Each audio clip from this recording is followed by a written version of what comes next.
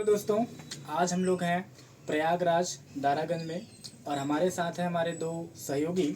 और आज हम लोग बात करेंगे कि एक स्टूडेंट प्रयागराज में छोटे से कमरे में रहकर किस तरीके से तैयारी करता है, किस तरीके से जीवन में संघर्ष करता है और बाद में उसे जब सफलता मिलती है उसे कैसा फील होता है।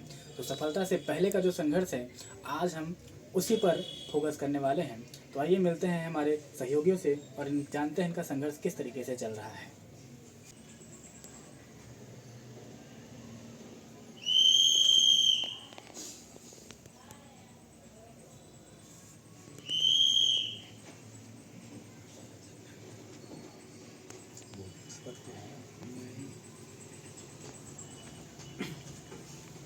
तो ये हैं हमारे सहयोगी।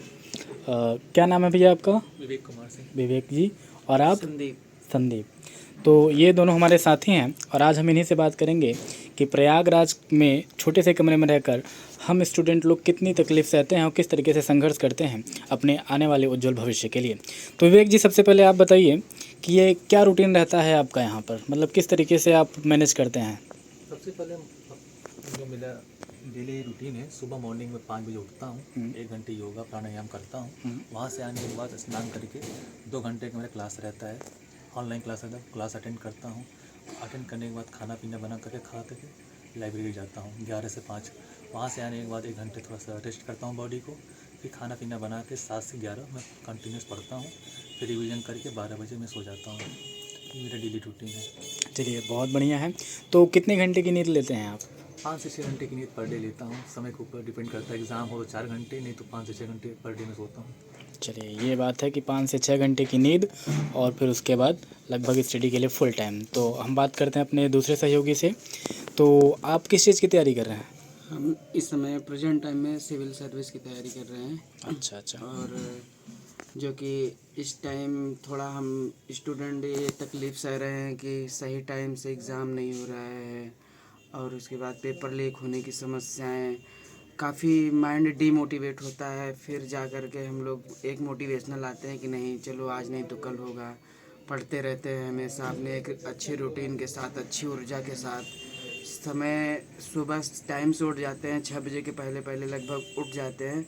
उसके बाद फिर अपना थोड़ा बहुत नाश्ता वगैरह ले करके फ्रेश व्रेश हो करके पढ़ाई करते हैं। लगभग 11 बजे से 12 बजे के बीच में खाना वाना का होता है। उसके बाद फिर अपना पढ़ाई में सेल्फ स्टडी रूम पर ही पढ़ाई करते हैं और रूम पर ही लगभग कोई लाइब्रेरी जाता है, बट हम लाइब्रेरी नहीं जाते हैं इसलिए कि अकेले रहने का यही कुछ फ़ायदा होता है कि अकेले में मतलब कुछ नुकसान नहीं होता है। अपना आराम से पढ़ते रहो, कोई डिस्टरबेंस नहीं होती है। और फिर ऐसे ही शाम को होता है, शाम के टाइम थोड़ा बहुत घूमने टहलने निकल जाते हैं 6 से 7 के बीच में। फिर थोड़ा सब्जी वब्जी लाने के बाद फिर वही खाना पीना वाला थोड़ा बहुत होता है 7 से 8 के भी 8 से 9 के बीच में। फिर उसके बाद पढ़ना लिखना होता है। फिर लगभग 11 बजे से 12 बजे के बीच में सो जाना होता है। फिर यही दिनचर्या चलता है। फिर ऐसे ही स्टूडेंट लाइफ है लगभग। अभी इस समय तो यहाँ का खर्च भी काफ़ी बढ़ चुका है प्रयागराज का। लगभग एक स्टूडेंट के पीछे गिरी से गिरी हालत में लगभग 5,000 रुपये एक महीने में उसे एफर्ट करने ही पड़ते हैं। वो 5,000 में वो बस, हाँ बहुत अच्छा तो नहीं, एक नॉर्मल जो है कि खाता पहनता सोता है, वो बस पढ़ता लिखता है और कुछ नहीं, बस यही दिनचर्या रहती है। चलिए, ये तो बहुत अच्छी बात, आपने पूरा अपना संघर्ष बता दिया आने वाले बच्चों के लिए किस तरीके से वो अपना मैनेज करेंगे। अच्छा, ये बताइए, अगर आप सिविल सर्विसेज की तैयारी कर रहे हैं, आप अगर अपने एग्ज़ाम में सफल हो जाते हैं, आप जो है सिविल सर्विसेज में एक अच्छी सी जॉब पाते हैं, तो आप इस मौजूदा व्यवस्था में क्या परिवर्तन लाना चाहेंगे? सर मतलब मौजूदा व्यवस्था में हम ये लाना चाहते हैं कि कुछ जो है कि कमियां हैं उसको हम थोड़ा बहुत बदलाव लाने की कोशिश करेंगे। जैसे कि काफ़ी अधिकारियों पर जो आए दिन दबाव बनाया जाता है, तो ठीक है शायद दबाव मुझे भी फील करना होगा, लेकिन कोशिश यही जारी रखेंगे कि कुछ उनसे हट कर के काम करें, कोई भी स्कीम अच्छे तरीके से लागू करवा पाएँ। और उसके बाद कोई कि जैसे आए दिन जो पेपर में भ्रष्टाचार हो रहा है, पेपर लीक हो रहा है और जो है कि काफ़ी अराजक तत्वों के कारण ही ऐसा होता है, जो कि छेड़छाड़ होता है। तो हम अपनी तरफ से ये पूरी कोशिश करने, कोशिश क्या 110% देंगे और मैं ये गारंटी लेता हूँ कि जिस दिन मैं उस प्रतिष्ठा पे गया, मैं गारंटी के साथ कहता हूँ कि मैं ऐसा नहीं होने दूंगा। देश के लिए अपना सब कुछ न्यौछावर करने के लिए तैयार रहूँगा। और उसके बाद ये है कि मैं ये आप सबको विश्वास दिलाना चाहता हूँ कि सच में बता रहा हूँ, मैं अगर उस पद प्रतिष्ठा तक मैं गया तो 110% नहीं होने दूंगा। कोशिश की बात ही दूर की ख़त्म कर देते हैं। मतलब आप पेपर लीक जैसे भ्रष्टाचार को रोकेंगे कभी नहीं होने और देंगे। बच्चों के संघर्ष में थोड़ा सा कुछ अपनी तरफ से जो रियायत कर सकते हैं करने का प्रयास करेंगे। करेंगे। चलिए, आप उम्मीद है कि आप अपने मिशन में ज़रूर सक्सेसफुल होंगे। बात करते हैं विवेक जी से। तो विवेक जी, आपका टारगेट क्या है? मैं लेक्चरर की तैयारी करता हूँ, टीजीटी पीएचडी मेरा एग्ज़ाम है। अच्छा, किस सब्जेक्ट से? मेरा ज्योग्राफी सब्जेक्ट है। ज्योग्राफी से, वेरी गुड। तो ये बताइए, अब आप लेक्चरर की तैयारी कर रहे हैं, अध्यापक पद के लिए आप जो है प्रयासरत हैं। एक अध्यापक के लिए सबसे महत्वपूर्ण क्या होता है? एक अध्यापक के लिए सबसे महत्वपूर्ण है कि अपना ज्ञान बच्चों तक पहुंचाना सरल भाषा में। बहुत सही।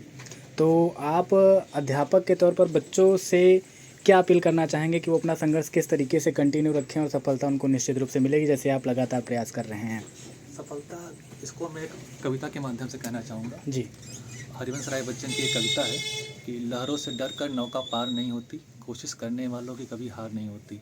असफलता एक चुनौती से स्वीकार करो, क्या कमी रह गई देखो सुधार करो। कुछ किए बिना जय जयकार नहीं होती, कोशिश करने वालों की हार नहीं होती।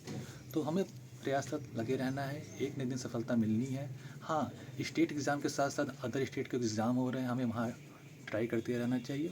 और असफलता कोई चीज़ नहीं होती, हमारी कमियाँ होती हैं, उसमें सुधार करेंगे, एक न एक दिन सफल जरूर हो जाएंगे। चलिए, बहुत बहुत धन्यवाद।